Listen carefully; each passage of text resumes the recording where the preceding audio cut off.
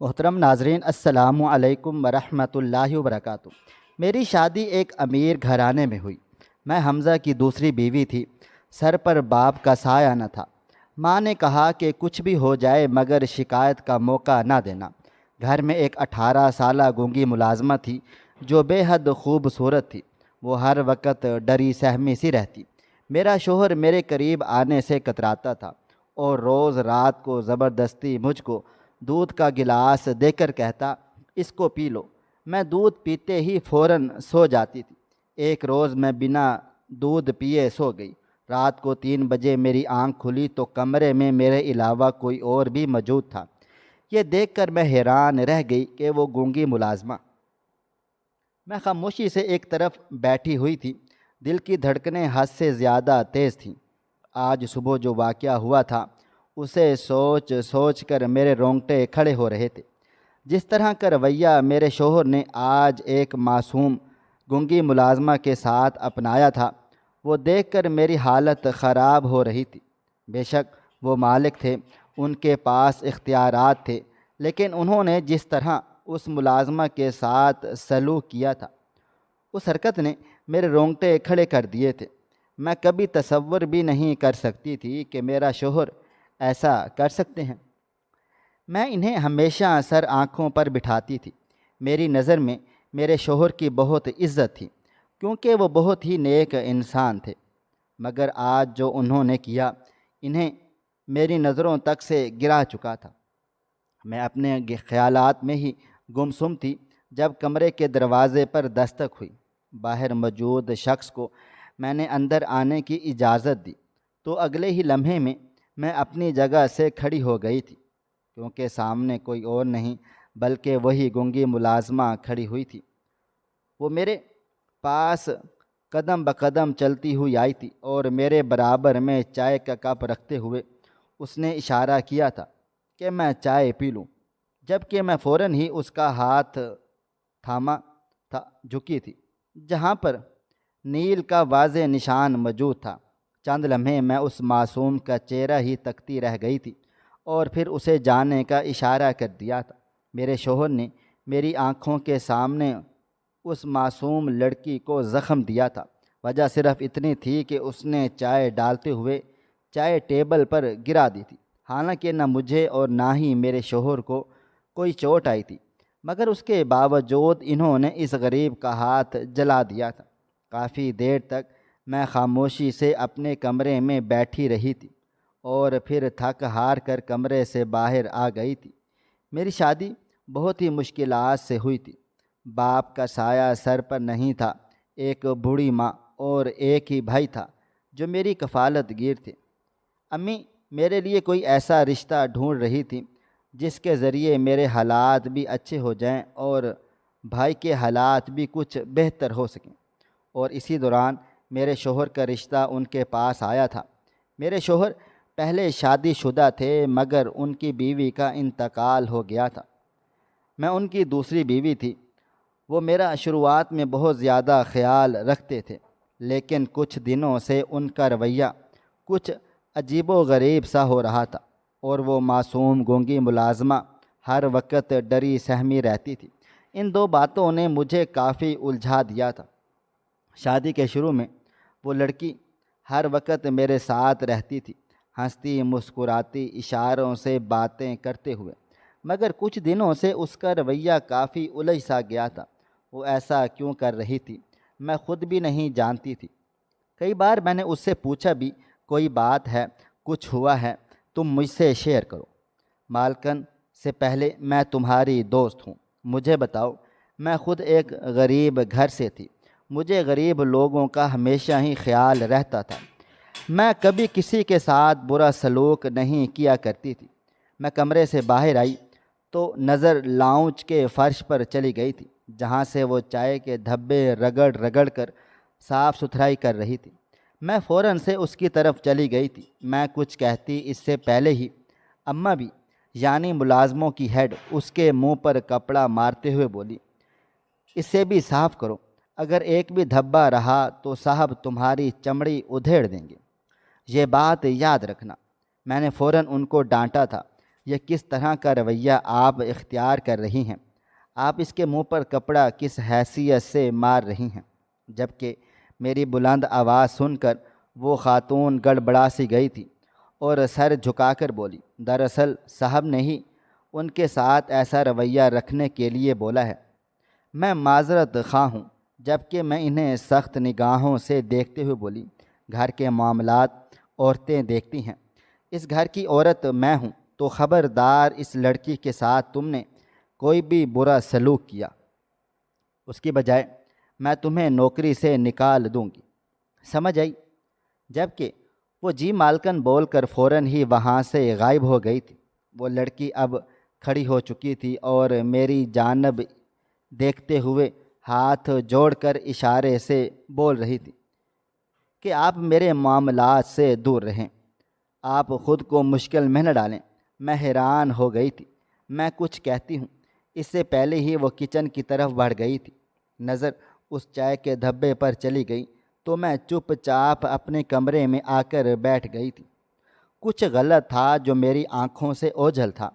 وہ بچی ٹھیک نہیں تھی اور نہ ہی محفوظ۔ جس طرح کا رویہ اس کے ساتھ اختیار کیا جا رہا تھا، اس کے پیچھے کوئی وجہ ضرور تھی۔ میرے شوہر ہر ملازم کے ساتھ بہت ہی نرم دل سے مخاطب ہوتے تھے، ہر ملازم کو اپنا بھائی، اپنا بیٹا کہتے تھے، کبھی بھی کسی کے ساتھ بد سلوکی نہیں کیا کرتے تھے۔ پھر اس بچی کے ساتھ ایسا کیوں کیا جا رہا تھا؟ حالانکہ ملازمین میں یہ سب سے کم عمر تھی اور بہت ہی معصوم بھی۔ یہ بات سوچ سوچ کر میں ہلکان ہو گئی تھی۔ کچھ سوچ سمجھ کر میں نے اپنی ماں کو فون لگا دیا تھا۔ ابھی میں کچھ کہتی اس سے پہلے ہی ان کی سخت آواز سپیکر سے گونجی تھی، تمہارے شوہر کا فون آیا تھا، وہ بتا رہے ہیں کہ تم اس کی نافرمانی کر رہی ہو، اس کے خلاف جانے کی کوشش کر رہی ہو۔ یہ سب کیا تماشا ہے؟ جبکہ میں بے اختیار بولی، کیوں، کیا ہوا؟ امی جان، شاید کوئی غلط فہمی ہوئی ہے، ہم دونوں کے درمیان سب ٹھیک ٹھاک ہے۔ جبکہ وہ بے ساختہ بولی، ایک بات یاد رکھنا، تمہارا باپ تمہارے سر پر نہیں ہے، تمہیں ہر حال میں گھر بسانا ہی ہے۔ اگر تم شکایت لے کر گھر آؤ گی یا پھر تمہاری شکایتیں میرے پاس آئیں گی تو یاد رکھنا نیلم، میری طرف سے تمہیں کوئی رعایت نہیں ملے گی، بلکہ میری طرف سے تمہیں ہمیشہ سخت رد عمل ہی ملے گا۔ بے شک تم ہمارا بہت ساتھ دیتی ہو، لیکن میں تمہیں اس چیز کی ہرگز بھی اجازت نہیں دوں گی کہ تم اپنا گھر تباہ و برباد کرو۔ امی جان کی یہ باتیں سن کر میں خاموش ہو گئی تھی، حالانکہ میں انہیں یہی سب باتیں بتانے کے لیے فون کیا تھا، مگر شاید کہ میرے فون کرنے سے پہلے ہی ان تک فون پہنچ چکا تھا۔ میں نے چپ چاپ فون کاٹ دیا تھا۔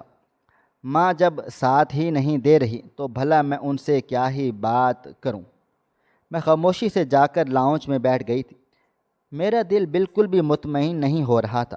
میرے شوہر بہت زیادہ تبدیل ہو گئے تھے، نہ وہ میرے پاس آتے تھے اور نہ ہی محبت کے دو بول بولتے تھے۔ میری عمر محض 25 سال تھی۔ میری یہی خواہش تھی کہ میرا شوہر مجھے چاہے، مجھے محبت سے دیکھے، میری ہر اس خواہش کو پورا کرے جو ہر مرد عورت کو محسوس ہوتی ہے۔ مگر میرے شوہر وقت کے ساتھ ساتھ بہت بدل گئے تھے، جو مجھے سکون نہیں لینے دے رہا تھا۔ پورا دن میں نے خاموشی سے گزار دیا تھا۔ رات کے پہر جب وہ گھر میں داخل ہوئے، ان کے چہرے کا رنگ اڑا ہوا تھا، وہ کافی غصے میں معلوم ہو رہے تھے۔ سیدھا وہ اپنے کمرے میں چلے گئے تھے۔ میں نے سوچ لیا تھا کہ کھانا کھانے کے بعد میں ان سے لازمی اس بات کا تذکرہ کروں گی کہ آپ نے میری والدہ کو فون کیوں کیا۔ میں نے آپ سے صرف اتنا ہی کہا تھا کہ اس معصوم کو معاف کر دیں، چائے گرانے پر اتنی بڑی سزا کیوں دے رہے ہیں؟ اور آپ کو میرا یہ کہنا اتنا برا لگ گیا کہ آپ میری شکایتیں میری ماں تک پہنچا رہے ہیں۔ مگر ان کے تاثرات دیکھ میں سمجھ گئی تھی کہ اگر میں نے آج ان سے کوئی بھی بات کہی یا بولنے کی جرت بھی کی تو یہ بے وجہ الجھ جائیں گے، اور میں اپنا گھر کسی بھی قیمت پر برباد نہیں کرنا چاہتی تھی۔ جب سر پر باپ کا سایہ نہ ہو تو بیٹیوں کو ہر حال میں اپنا گھر بسانا ہی پڑتا ہے، اس کے لیے اپنی جان ہی کیوں نہ دینی پڑ جائے۔ کچھ دیر کے بعد میں نے اپنے آپ کو سنبھالا تھا اور اپنے کمرے میں داخل ہوئی تھی۔ میرے شوہر کسی سے فون پر کافی غصے میں بات چیت کر رہے تھے۔ فوراً سے اس کا بندوبست کر دو، اگر اس کا بندوبست جلد سے جلد نہ ہوا تو میں کچھ کر بیٹھوں گا، کیونکہ میں مزید اب اس کا چہرہ اپنے گھر میں برداشت نہیں کر سکتا۔ میری آہٹ پر ہی وہ اچانک خاموش ہو گئے تھے۔ موبائل فون بند کر کے انہوں نے خون اشام نگاہ میرے وجود پر ڈالی تھی اور قدرے بلند آواز میں چلاتے ہوئے بولے، تمیز نام کی چیز نہیں ہے تم میں؟ کمرے کا دروازہ کھٹکھٹا کر بھی تو آ سکتی تھی، منہ اٹھا کر کیوں آ رہی ہو؟ انسان 100 طرح کی پرائیویٹ باتیں کر رہا ہوتا ہے، بیویوں کو اپنی حدود یاد رکھنی چاہیے۔ یہ کہتے ہی وہ کمرے سے چلے گئے تھے، جبکہ میں ان کا بگڑا ہوا انداز دیکھ کر مزید سہم گئی تھی۔ آج تک انہوں نے مجھ سے اس طرح سے کبھی بھی گفتگو نہیں کی تھی، مجھ سے تو دور انہوں نے کبھی بھی کسی ملازمہ سے ایسی بات چیت نہیں کی تھی، مگر اچانک کچھ دنوں سے ان کا رویہ اتنا بدتر ہو گیا تھا کہ ہم سب ہی حیران و پریشان ہو چکے تھے۔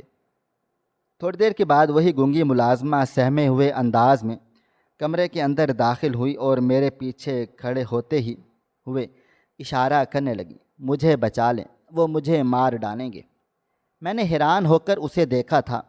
میں کچھ کہتی اس سے پہلے ہی کمرے کا دروازہ کھلا تھا اور میرے شوہر اندر داخل ہوئے تھے۔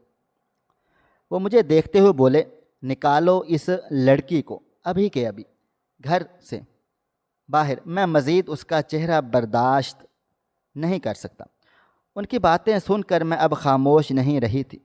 میں ان کو دیکھتے ہوئے بولی، کیا ہو گیا ہے قاسم؟ آپ کو کس طرح برتاؤ کر رہے ہیں؟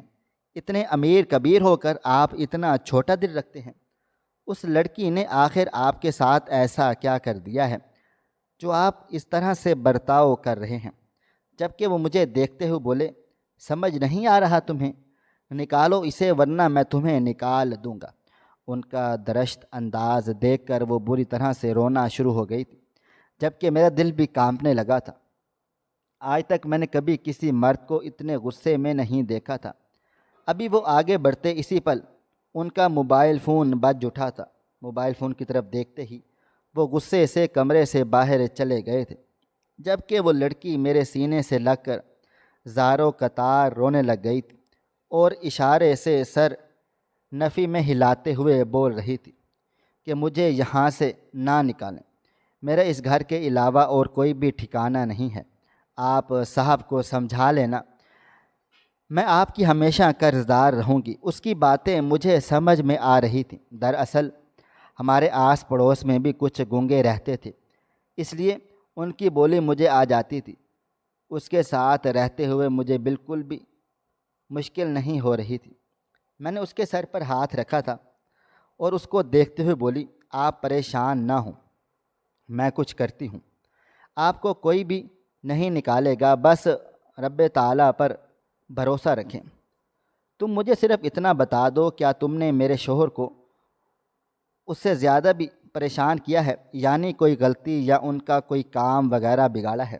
اس نے سر نفی میں ہلا دیا تھا اور سر جھکاتے ہوئے اشارہ کر کے بولی، آپ کو ایک بہت بڑا راز نہیں معلوم، جس دن آپ کو معلوم ہو جائے گا آپ بھی مجھے اس گھر سے نکال دیں گی، مگر میں آپ کے سامنے میں ہاتھ جوڑ کر ریکویسٹ کرتی ہوں کہ مجھے نہیں نکالیے گا، میرا اس گھر کے علاوہ اور کوئی بھی ٹھکانہ نہیں ہے، میں ساری زندگی آپ کے قدموں میں گزار دوں گی۔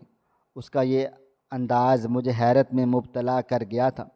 میں اس کو دیکھتے ہوئے بولی، آخر ایسا کون سا راز ہے جو میرے شوہر نے مجھے اب تک نہیں بتایا؟ لیکن وہ سر نفی میں ہلاتے ہوئے بولی، اگر میں نے بتا دیا تو آپ مجھے کبھی بھی برداشت نہیں کریں گے، اور صاحب جی وہ تو مجھے جان سے ہی مار ڈالیں گے۔ بس آپ سے گزارش ہے کہ جب تک میرا یہاں دانہ پانی لکھا ہے مجھے اپنے شوہر کے قہر سے بچا لیں۔ اس کی باتیں سن کر میں خاموش ہو گئی تھی، جبکہ وہ روتے ہوئے کمرے سے چلی گئی تھی۔ یقیناً وہ اپنے کوارٹر میں گئی ہوگی، میرا دل و دماغ بالکل کام نہیں کر رہا تھا، میری ہوائیاں اڑی ہوئی تھیں۔ آخر یہ لڑکی اس طرح کا برتاؤ کیوں کر رہی تھی؟ آخر ایسی کون سی وجہ تھی جو یہ اتنی زیادہ ڈری سہمی ہوئی تھی؟ اور میرے شوہر کا انداز اتنا خراب ہو گیا تھا۔ محض ایک چائے گرا دینا اور اس پر اتنی بڑی سزا مجھے ہضم نہیں ہو رہی تھی۔ واقعی اس کے پیچھے ایک بہت بڑا راز تھا جو اب تک مجھ سے چھپا ہوا تھا۔ میں نے دل میں ارادہ باندھ لیا تھا کہ میں اس راز سے پردہ اٹھا کر ہی رہوں گی، چاہے اس میں میری جان چلی جائے۔ آخر پتہ چلنا چاہیے کہ میرے گھر میں کیا چل رہا ہے۔ ایک گنگی ملازمہ کے ساتھ میرے شوہر کا ایسا کون سا رشتہ ہے جو یہ اس طرح سے ریئیکٹ کر رہے ہیں؟ وقت دھیرے دھیرے گزرتا چلا جا رہا تھا۔ ٹھیک 1 گھنٹے کے بعد بڑی ملازمہ کمرے میں داخل ہوئی تھی اور مجھے دیکھتے ہوئے بولی، آپ کو صاحب نے ڈائننگ ٹیبل پر بلایا ہے، ساتھ کھانا کھا لیں۔ میں نے سر کو ہلکی سی جنبش دی تھی اور اپنا حلیہ درست کر کے باہر آ گئی تھی۔ میرے شوہر سربراہی کرسی پر بیٹھے خاموشی سے کھانا تناول کر رہے تھے۔ میں چپ چاپ جا کر ان کے برابر میں بیٹھ گئی تھی۔ میں کچھ کہتی اس سے پہلے ہی وہ کھانا میرے لیے نکالتے ہوئے بولے، جتنا ہو سکے اس لڑکی سے دور رہنا، زیادہ بات چیت کرنے کی اس سے کوئی بھی ضرورت نہیں ہے۔ مجھے معلوم ہے کہ تمہیں اشاروں کی زبان اچھے سے آتی ہے، مگر یہ کوئی اچھی بات نہیں ہے۔ مجھے ہرگز نہیں پسند کہ میری بیوی ملازمین کے ساتھ دوستیاں بڑھائے، اس لیے میں اسے یہاں سے نکال رہا تھا۔ وہ ٹرانس کی کیفیت میں بولے تھے، مگر نہ جانے کیوں ان کا رویہ کچھ اور ہی بول رہا تھا۔ ایسا لگتا تھا جیسے وہ جھوٹ بول رہے ہوں۔ بات یہ نہیں ہے، اس بات کے پیچھے کوئی اور وجہ چھپی ہوئی ہے۔ پھر فی الحال میں نے ان کو غصہ نہیں دلایا تھا، بس چپ چاپ کھانا تناول کرنے لگ گئی تھی۔ آج میں نے سوچ لیا تھا کہ انہیں اپنی طرف مائل کر کے ان کے ساتھ رشتہ قائم کر لوں گی۔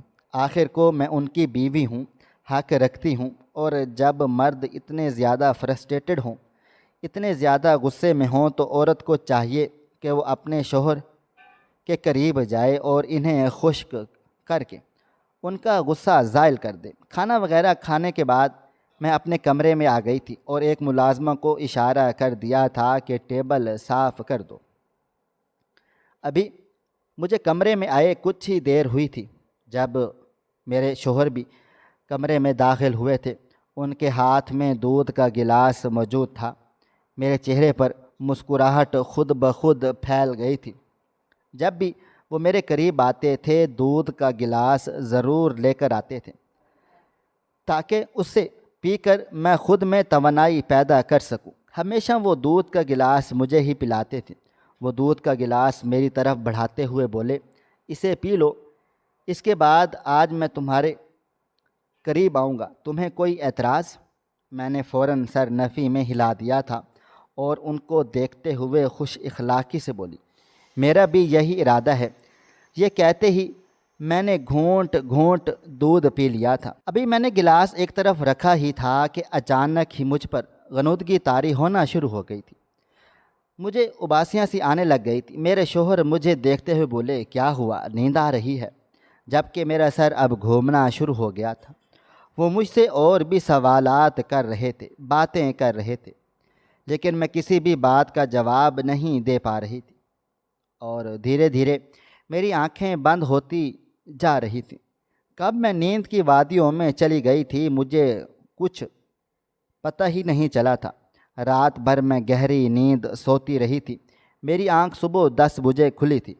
چند لمحے میں بالکل سن ہاتھ پاؤں لیے چھت کو گھورتی رہ گئی تھی۔ جیسے ہی مجھے ہوش آیا، رات کا ایک ایک منظر میری آنکھوں کے سامنے گھوم گیا تھا۔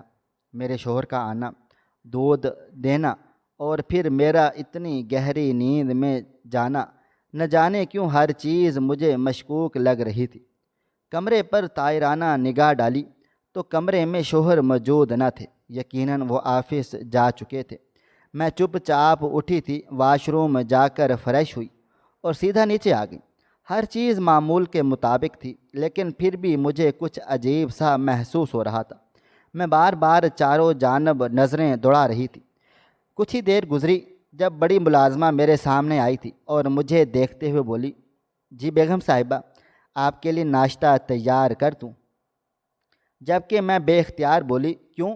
تم ناشتہ کیوں تیار کرو گی؟ گڑیا کہاں پر ہے؟ میں اس گونگی ملازمہ کو پیار سے گڑیا ہی کہتی تھی۔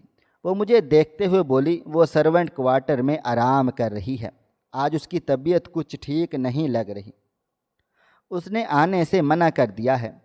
یہ سنتے ہی میں بے اختیار اپنی جگہ سے کھڑی ہوئی تھی اور اسے دیکھتے ہوئے بولی، کیوں، کیا ہو گیا ہے؟ اسے طبیعت اگر ٹھیک نہیں ہے تو ڈاکٹر کو بلایا؟ جبکہ وہ بولی، نہیں، ڈاکٹر صاحب کو نہیں بلایا، اس کا کہنا ہے کہ وہ تھوڑی دیر آرام کرے گی تو بالکل ٹھیک ٹھاک ہو جائے گی۔ میں فوراً ہی اس ملازمہ کو نظر انداز کیے سرونٹ کوارٹر کی طرف بڑھی تھی۔ میں اندر داخل ہوئی تو اگلے لمحہ میں سانس لینا بھول گئی تھی۔ اس کے چہرے پر واضح تھپڑوں کے نشانات موجود تھے، سر پر بھی چوٹ آئی ہوئی تھی۔ میں اس کے قریب گئی تو وہ بخار میں تپ رہی تھی۔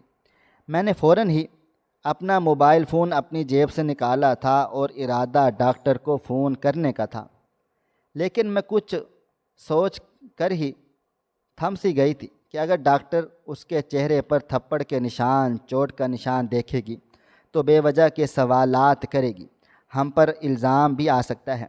میں نے پہلے جانچ کرنے کے بارے میں ہی سوچا تھا۔ ایک لمحے کے لیے میرے دل میں خیال آیا کہ میں اسے ہی جگاؤں، مگر اس کی حالت کے پیش نظر میں کچن میں آ گئی تھی۔ دو ملازمہ اپنے کاموں میں لگی ہوئی تھی۔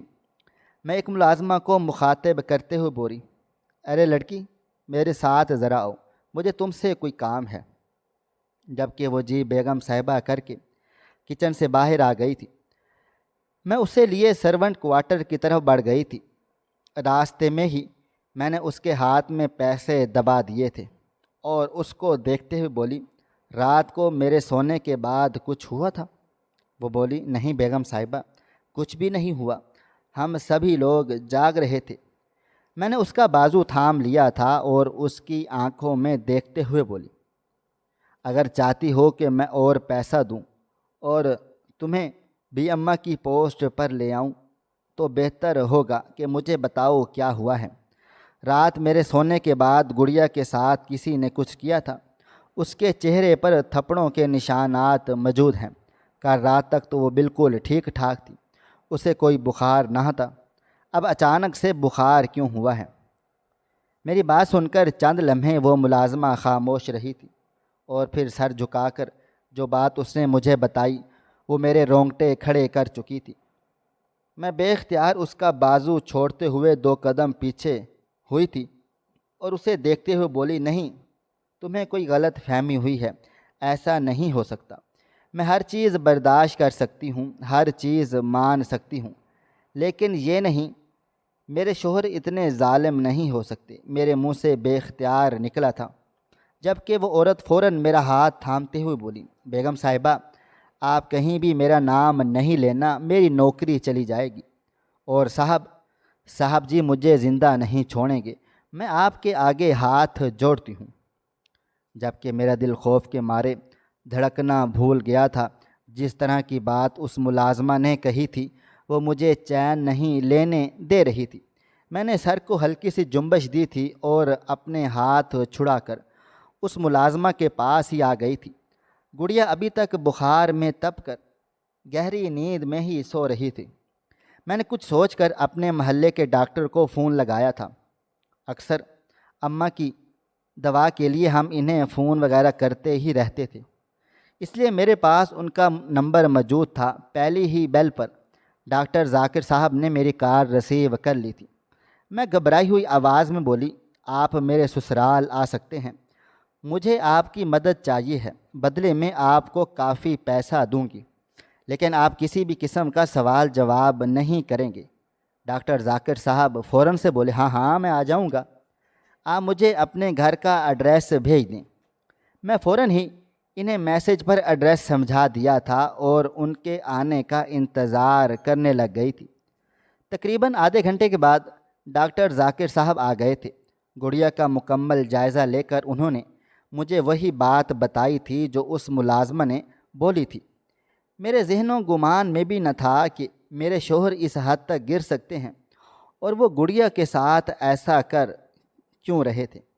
سب سے اہم بات یہ تھی کہ گھر میں اور بھی ملازمہ تھی، گڑیا سے خوبصورت بھی تھی، پھر صرف گڑیا ہی کیوں ان کے عتاب کا شکار ہو رہی تھی۔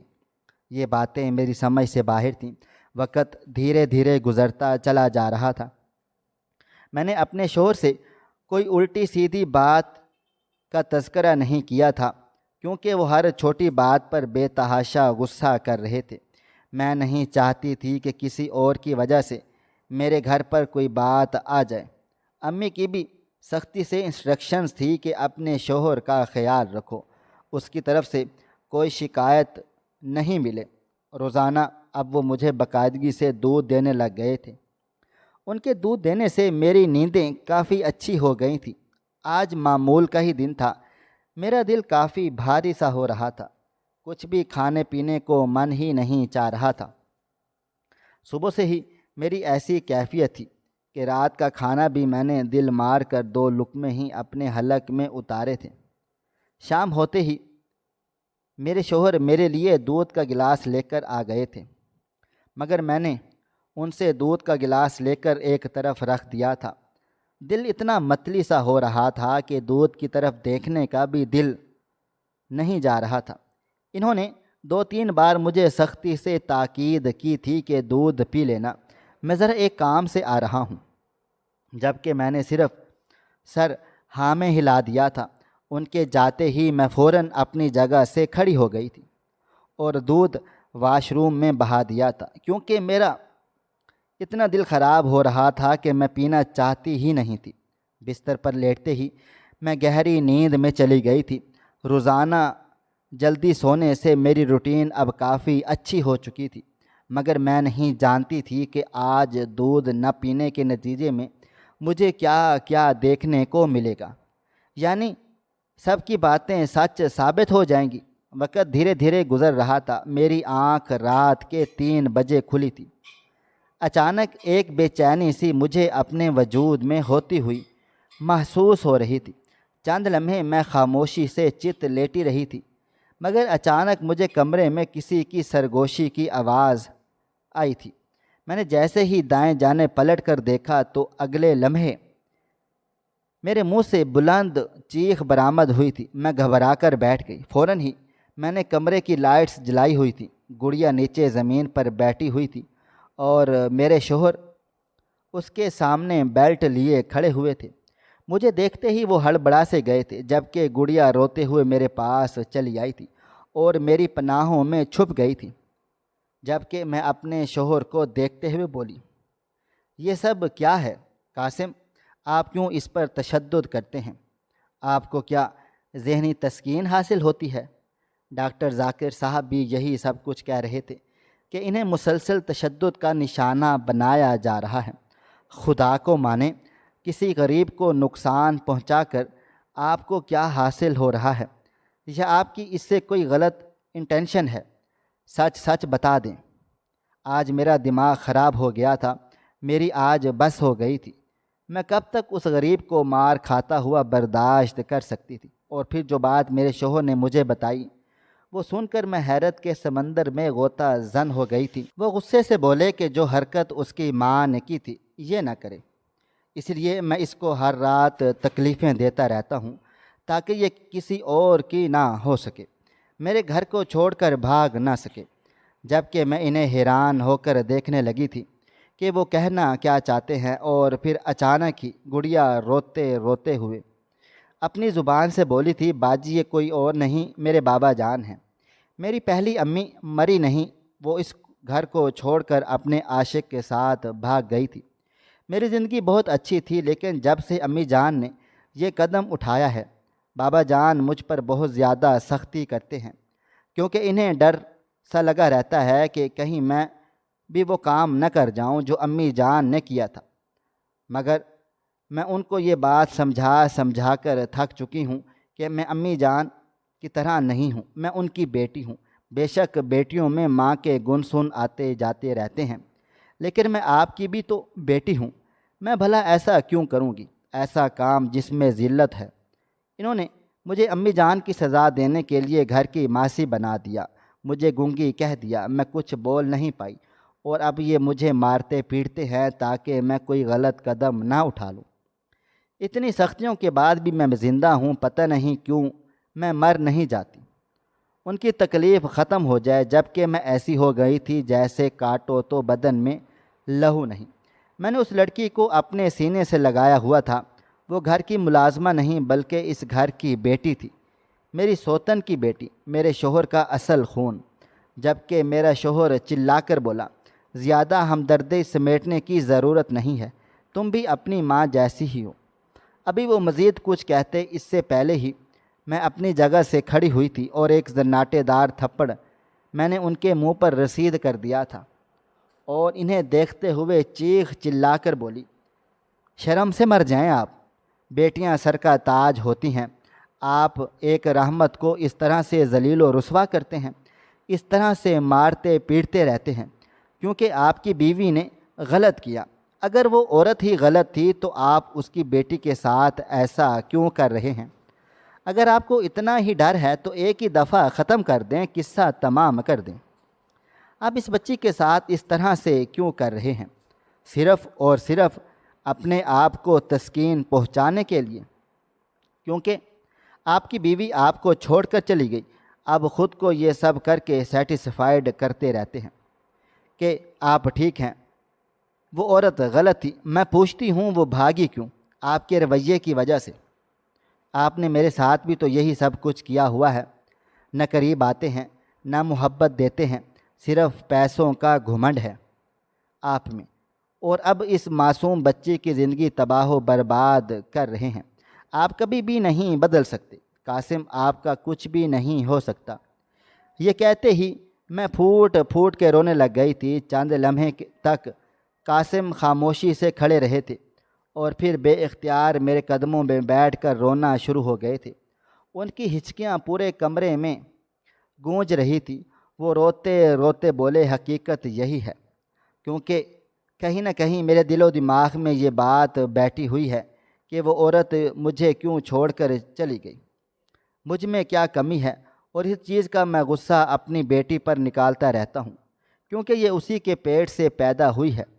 لیکن میرے سمجھانے پر اور اپنی غلطی تسلیم کر لینے کے بعد انہوں نے گڑیا سے معافی مانگی تھی اور اسے ایک بیٹی کے روپ میں قبول کر لیا تھا۔ مجھے بھی اس لڑکی سے کوئی اعتراض نہیں تھا، کیونکہ کبھی بھی اس نے مجھے کوئی دکھ تکلیف نہیں پہنچائی تھی۔ میں نے اب بھی یہی کہا ہے کہ جب آپ اسے قبول ہی نہیں کر سکتے تو اس کی شادی کروا دیں، جبکہ وہ بھی اب یہی کہہ رہے ہیں کہ بے وجہ میں اپنی اولاد پر شک کروں، میں اس کو اس کے گھر کا کر دیتا ہوں، اور وہ اب اس کے لیے ایک اچھا رشتہ تلاش کر رہے ہیں۔ میں تمام ماں باپ کو یہ بتانا چاہتی ہوں کہ خدارا اپنی غلطیوں کی سزا اپنے بچوں کو نہ دیں، خدارا ان پر رحم کھائیں، ان پر ترس کریں، کیونکہ وہ آج کی جنریشن ہے، انہیں آگے بڑھنا ہے، انہیں آگے بڑھنے کی ہمت دیں، نہ کہ اپنی غلطیوں کا بوجھ اپنے بچوں کے کندھوں پر ڈال دیں۔ ناظرین، آپ کو ہماری آج کی کہانی کیسی لگی؟ کومنٹ باکس میں اپنی رائے کا اظہار ضرور کریں۔ خواہش صرف اتنی ہے کہ کچھ الفاظ لکھوں جس سے کوئی گمراہی کے راستے پہ جاتے جاتے رک جائے، اور نہ بھی رکے تو سوچ میں ضرور پڑ جائے۔ پیارے دوستو، امید کرتا ہوں کہ آپ کو یہ ہماری کہانی پسند آئی ہوگی۔ ہماری کہانی پسند آئی ہو تو ویڈیو کو لائک کریں، کومنٹس کریں، شیئر کرنا بالکل بھی نہ بھولیں، اور ہاں، اگر آپ لوگ اس چینل پر نئے ہیں تو اس چینل کو سبسکرائب ضرور کر لیجئے گا اور نوٹیفیکیشن کو ضرور دبا دیجئے گا تاکہ آنے والی کہانی سب سے پہلے آپ کو مل سکے۔ ملتے ہیں کل ایک نئی اور دلچسپ کہانی کے ساتھ، تب تک آپ مجھے اجازت دیں۔ اللہ حافظ۔